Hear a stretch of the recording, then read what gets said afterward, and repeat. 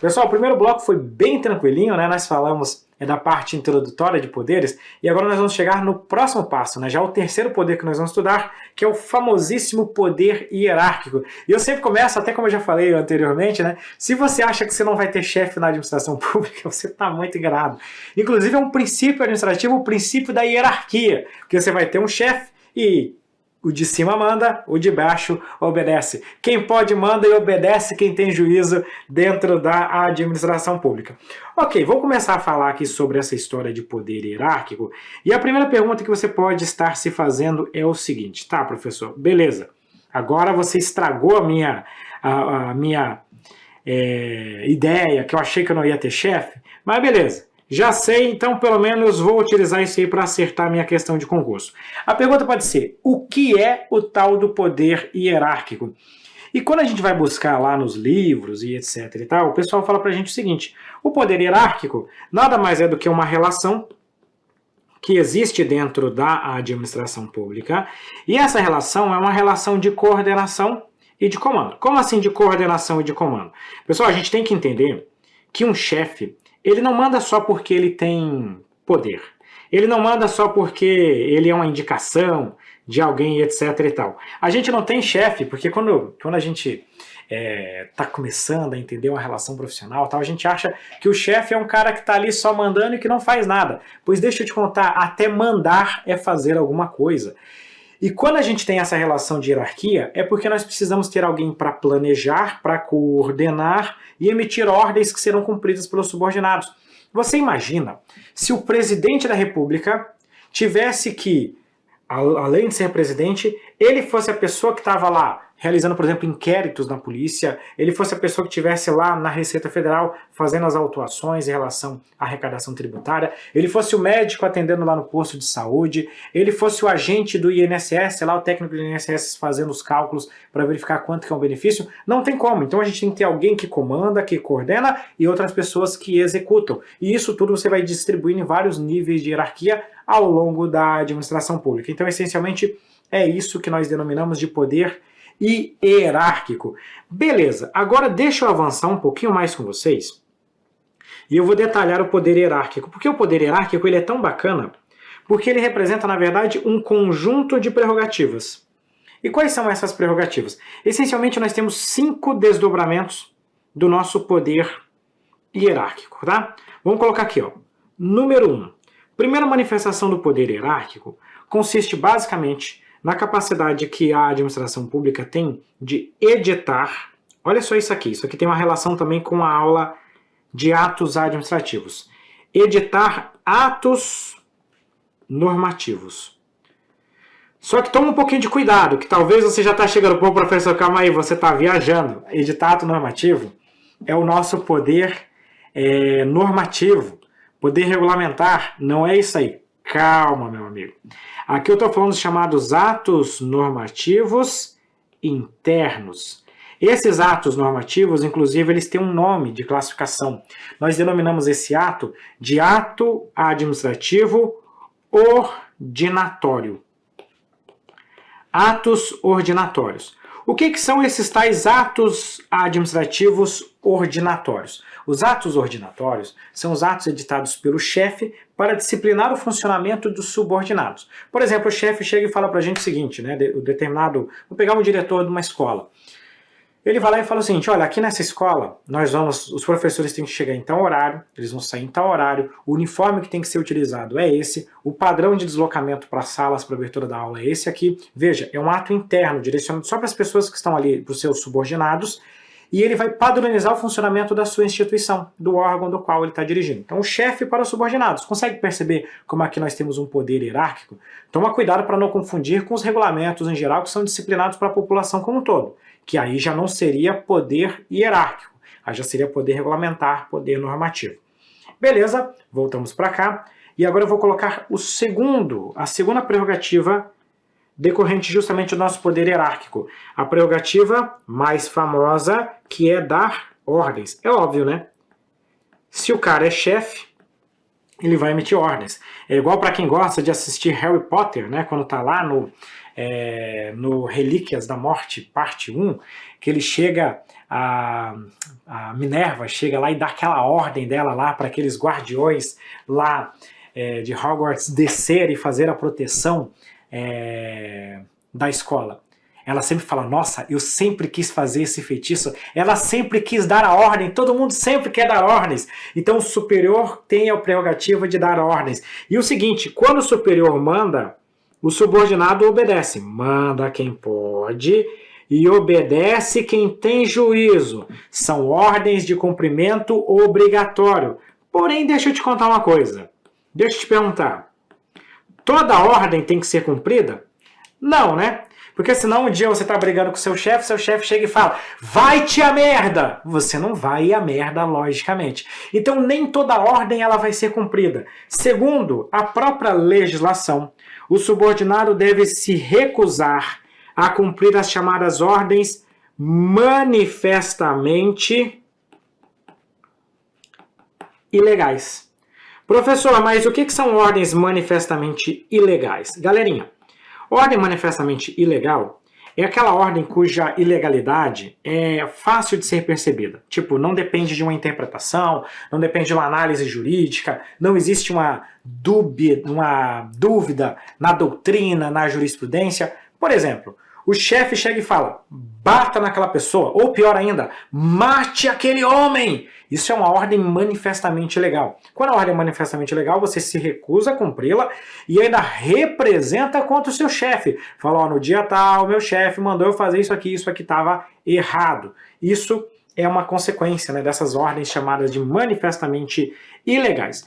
Beleza, estamos avançando legal, vamos colocar aqui o número 3. O número 3 trata da prerrogativa que o superior tem de fiscalizar. Né? O chefe não adianta só mandar, ele tem que mandar e verificar se o negócio está funcionando da forma correta. A prerrogativa que o chefe tem de controlar a atuação do subordinado. Nós falamos também que aqui existe o que a gente chama de poder de revisão. Lembra que eu falei que essa história de poderes, podem aparecer outros poderes aí no meio do caminho? Alguns autores falam que isso aqui é o poder de revisão, ou seja, o poder de você revisar os atos do seu subordinado. E esse poder de revisão, de fiscalização, de controle, acontece num sentido amplo. Professor, como assim num sentido amplo? O superior tem a capacidade de controlar a legalidade. Então, se o ato é ilegal, o superior pode anular esse ato ilegal. Quando for o caso, ele pode convalidar esse ato ilegal, porque ele pode controlar a legalidade do ato. Só que eu pergunto, o superior pode controlar o mérito? Sim, pode controlar o mérito. Isso, inclusive, está lá na famosíssima Lei 9784. A Lei 9784, que é a lei que trata do processo administrativo no âmbito da administração pública federal, ela fala pra gente que quando você vai interpor recurso direcionado ao superior, esse recurso pode discutir tanto a legalidade quanto o mérito do ato administrativo.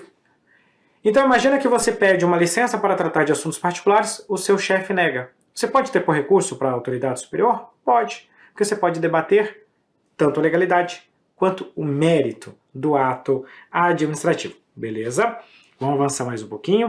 Vamos colocar agora o item número 4. No item número 4 aqui, eu vou colocar duas situações. A prerrogativa de delegar. Caraca, esqueci de um negócio. Quando eu vou dar aula disso aqui, eu gosto inclusive de utilizar a minha meia da sorte. Daqui a pouco eu vou explicar para vocês qual que é a ideia da minha meia da sorte, que eu esqueci de trazer hoje. Mas assim, não que a gente não vai ter sorte, a gente vai ter sorte sim, não se preocupem. Em algum momento eu vou mostrar essa meia e ela vai dar sorte para todos nós. A prerrogativa de delegar competências, tá? Por que eu estou falando para vocês de meia da sorte? Porque nem toda competência pode ser delegada. Guarde isso, que isso vai te salvar em questões de concurso público. Você não pode delegar a cenoura. Olha, a regra é que você pode delegar. O que é delegar? É você atribuir ao subordinado uma competência que originariamente seria sua. Então, por exemplo, aqui em casa, a competência para levar o lixo para o lixeiro é minha. Eu poderia delegar essa competência para um dos meus filhos? Posso. Olá, eu, no dia tal, delego a competência para levar o lixo até o lixeiro ao Gael. Fiz uma delegação. A competência era minha e eu deleguei para ele. Posso fazer isso? Pode. Toda competência pode ser delegada? Nem toda. A regra é poder delegar. Eu não posso delegar a cenoura. Cenoura vem de competência exclusiva, C de competência, E de exclusiva. Competência exclusiva, porque se ela é exclusiva ela não pode ser delegada.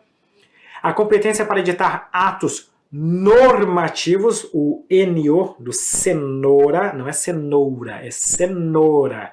O NO de atos normativos. E, por fim, a decisão sobre recursos administrativos. O R e o A de recurso administrativo. Cenoura não é passível de delegação. Beleza? E o que é o outro lado aqui que nós vamos colocar? A competência para avocar. Avocar é o contrário, tá? Na avocação, você pega uma competência que era do subordinado e atrai para si. Aqui em casa, a competência para jogar videogame nos sábados das 10 às 11 horas pertence ao Pietro. Certo dia eu estava ali sem fazer nada, estava querendo jogar um videogame, cheguei para ele lá e falei, ó, estou avocando a competência para jogar videogame agora para mim. A competência era dele, mas eu peguei para mim essa competência. Peguei uma competência que originariamente era dele e puxei ela para que eu fizesse o exercício. Bacana? Bem simples. A avocação já é uma medida que por si só é excepcional, tá? Eu não posso todo sábado jogar videogame no lugar do Pietro. Por isso que eu só posso fazer a avocação em situações temporárias, excepcionais e por motivos devidamente relevantes. Olha, eu estou avocando essa competência de você, Pietro, porque essa fase ela é muito difícil e eu quero passá-la para você. Existia um motivo relevante. Eu passei a fase, eu devolvo o controle para ele e aí ele continua exercendo a competência neste momento. Beleza? Show de bola! Olha só que legalzinho. Nós vamos chegar aqui para o número 5. No número 5, nós vamos falar da última competência decorrente do poder hierárquico, que é a prerrogativa para aplicar sanções. Aí aqui um monte de gente arranca o cabelo e pergunta, professor, mas para aplicar sanções não seria o poder disciplinar? Também. Daqui a pouco eu vou explicar um pouco melhor isso para vocês. Mas agora olha só, você aplica sanções aqui somente em relação aos servidores públicos. Somente em relação aos servidores. Daqui a pouco você vai ver que no poder disciplinar tem uma coisinha a mais, que aqui não tem, que é só os servidores. Segundo ponto que eu vou colocar para vocês aqui. Tem algumas questões de concurso público que falam que, nesse caso, a aplicação do poder hierárquico é o que nós chamamos de competência mediata. Professor, o que é mediata? Professor, faltou um I aí. Não, não faltou um I não. Mediata mesmo, tá? Mediata significa indireta, é uma competência indireta, não é a competência principal aqui. Que depois a gente vai ver que o principal seria o poder disciplinar que nós vamos estudar logo adiante. Então fechamos aqui a aplicação do poder hierárquico. Cara, esse quadro tá tão bacana que eu vou até aparecer ele aqui para fazer assim, ó. Tcharam! Aí você faz aí as suas anotações para utilizar na sua aula de hoje. Beleza? Show de bola, vamos avançar mais um pouquinho e vamos ver como esse treco pode cair numa questão de concurso público. Olha só o que ela fala. O poder hierárquico é o que cabe à administração pública para apurar infrações e aplicar penalidades aos servidores públicos e, opa, calma aí, apareceu um negócio diferente aqui, demais pessoas sujeitas à disciplina interna. Não, pessoas sujeitas à disciplina interna não. O poder hierárquico só trata da aplicação de penalidades a servidores. Se fosse poder disciplinar sim, que é apurar a infração e punir tanto servidores quanto pessoas sujeitas à disciplina administrativa. Então, a gente adianta um pouquinho de assunto, aqui nós estamos tratando do poder disciplinar. Só caberia poder hierárquico aqui se ele tratasse apenas em relação aos servidores públicos. Logo, essa questão está errada. Beleza? Avançamos mais um pouquinho. Outra questão. O poder hierárquico impõe o dever de obediência às ordens proferidas pelos superiores hierárquicos. Óbvio, né? você tem que obedecer às ordens superiores. Só que ele continua falando o seguinte: ainda que manifestamente ilegais sob pena de punição disciplinar, se ela é manifestamente ilegal, você não cumpre, você se recusa a cumprir. É só lembrar, vai-te a merda, não, eu não vou a merda, não vou fazer isso, mata aquela pessoa, não vou fazer isso. Você não cumpre uma ordem dita como manifestamente ilegal. Por isso que essa questão está errada. E nós avançamos mais um pouquinho ao poder hierárquico. Pessoal, eu vou contar um negócio para vocês. Essa parte eu vejo que muita gente às vezes não estuda e não tem conhecimento sobre isso aqui. E acaba perdendo algumas questões importantes em provas, tá? O que eu quero trazer para vocês aqui é o seguinte. Nem sempre você vai ter hierarquia, tá? Em alguns casos, não há hierarquia, ou, até melhor dizendo, não há aplicação do poder hierárquico, tá? Guarde isso aqui, porque isso cai muitas vezes em questão de concurso de forma velada, de forma indireta, tá? Eu vou descrever para vocês cinco situações em que nós não vamos aplicar o poder hierárquico, tá? Situação número 1. A situação número 1 é bem clássica. Quando nós estamos tratando de pessoas jurídicas diferentes. Pessoas jurídicas distintas. Lembra quando a gente estuda descentralização? Qual que é a característica da descentralização? Na descentralização você tem uma pessoa jurídica e ao lado dela, ao lado dessa daqui, você encontra outra pessoa jurídica.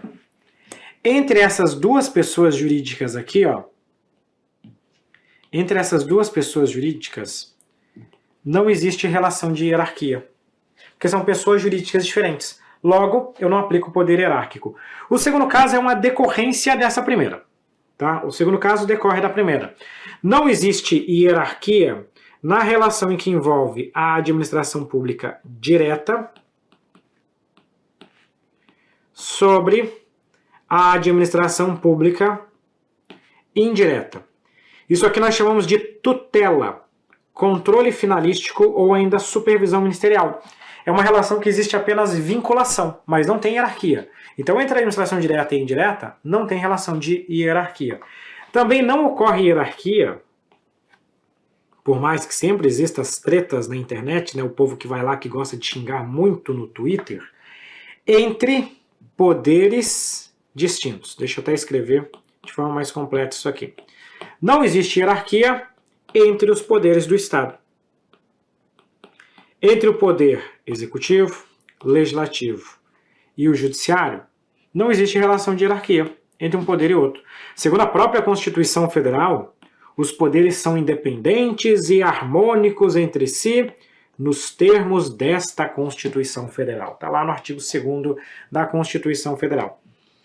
4. Essa daqui também é bacana para você matar muita questão de prova. Entre a administração pública e particulares. Não existe hierarquia entre a administração pública e particulares. Às vezes a gente fala daquela história de relação de verticalidade, né, princípio da supremacia do interesse público sobre o privado. A gente sempre fala disso. Só que verticalidade, que o Estado tem poderes especiais, não significa que o Estado é hierarquicamente superior ao particular. Não é isso. O Estado tem prerrogativas especiais, mas ele não é um superior hierárquico do particular. Tanto que essa questão aqui mostra isso pra gente. Quando a gente vai aplicar sanções, é só para servidores. Para particulares sujeitos à disciplina interna, não é poder hierárquico. Por quê? Porque o poder hierárquico não existe entre a administração e particulares. Então, por isso que é importante saber isso aqui. Tá vendo como esse assunto cai em prova, mas de forma velada? E, por fim, também não existe aplicação do poder hierárquico quando você está tratando das funções típicas dos demais poderes. Como assim? Quando nós estamos tratando das funções típicas do poder legislativo, qual que é a função típica do poder legislativo? Legislar, essencialmente, né? Fiscalizar também, mas essencialmente legislar.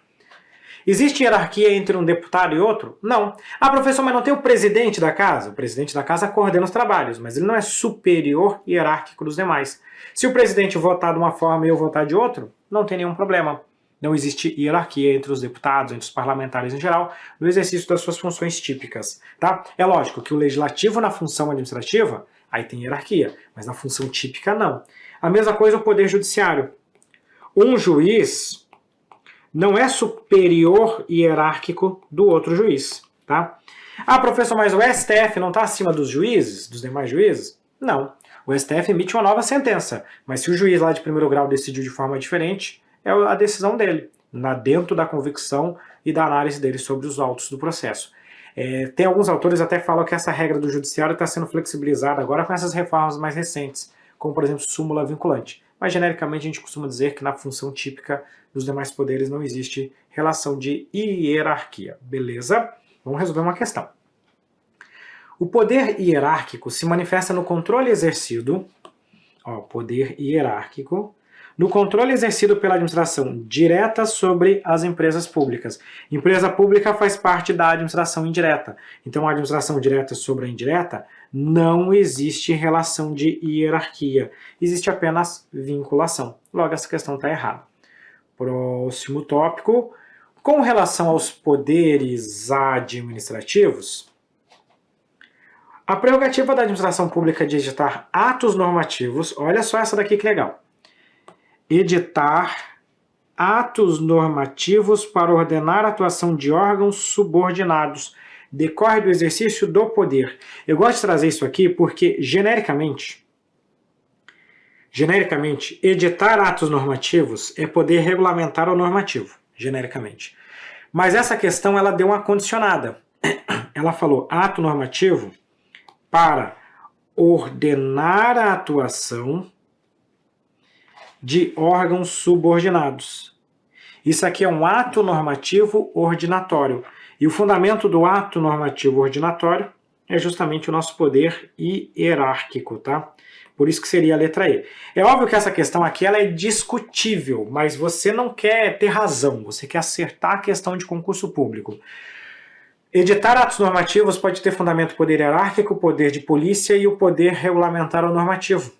Tem os três aqui.